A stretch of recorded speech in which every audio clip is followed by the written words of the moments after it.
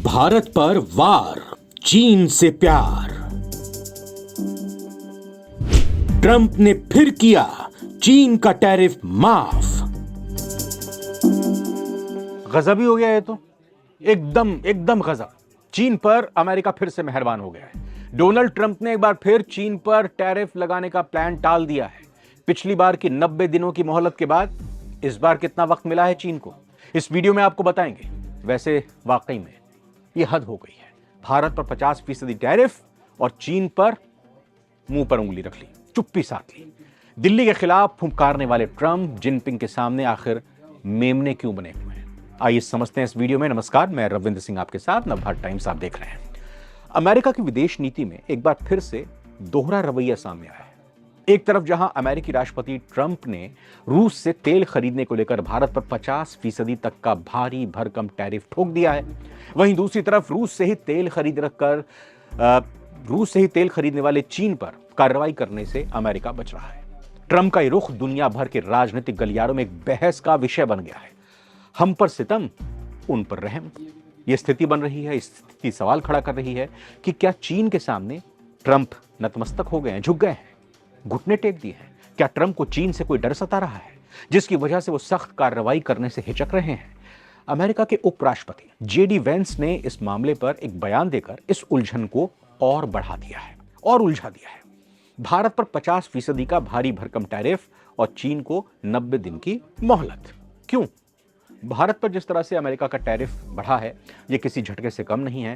पहले से 25% का टैरिफ झेल रहे भारत पर पिछले हफ्ते 25% का अतिरिक्त शुल्क लगा दिया। 27 अगस्त से ये चालू होगा, लागू होगा और कुल 50% टैरिफ हो जाएगा। भारत ने इस कदम को अनुचित और अविवेकपूर्ण बताया है क्योंकि ये भारत के ऊर्जा सुरक्षा हितों पर सीधा हमला है। भारत की मर्जी, जो करना है करे अपने देश हित के लिए।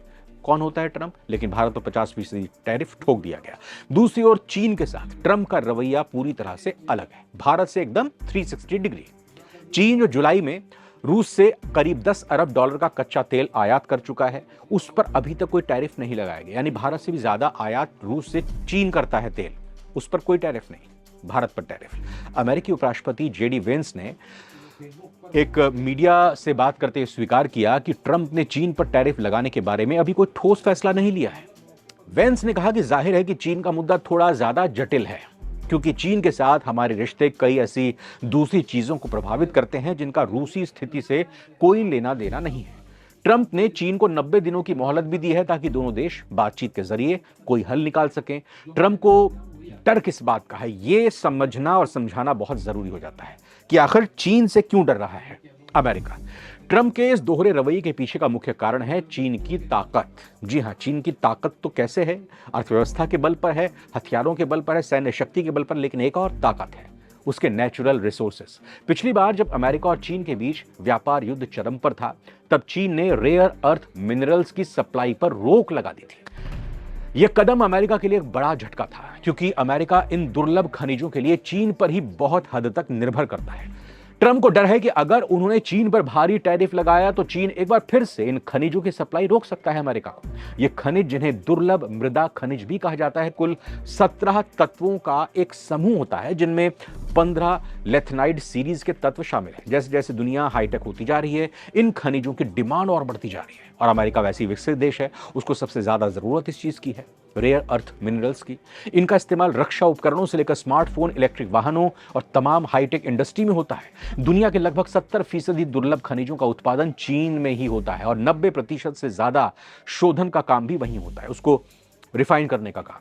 और यही वजह है कि ट्रंप चीन के सामने कमजोर पड़ते नजर आ रहे हैं और भारत जैसे देशों पर सख्त कार्रवाई करने में संकोच नहीं कर रहे, जबकि चीन को खुली छूट मिल रही है।